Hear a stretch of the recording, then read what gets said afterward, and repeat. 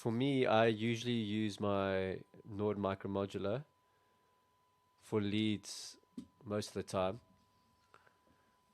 But for this particular sound that I am showing you, I've been using the Wavetable because it's been giving me a really nice texture.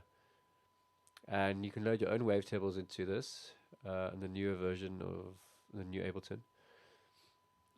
Also, obviously, Serum, we can do that. But I somehow find that the same wavetables that I've put into Serum and then into this one, they just sound a little bit different. Quite a bit different. So, because I'm finding the wavetable has got a very full sound with the nice filters and stuff. And the drive on the filters. I mean, Serum also has these features, but they just have different sounds. So it's nice to use them in combination.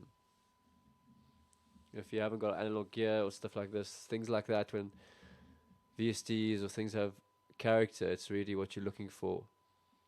Is a different in tonal qualities and textures.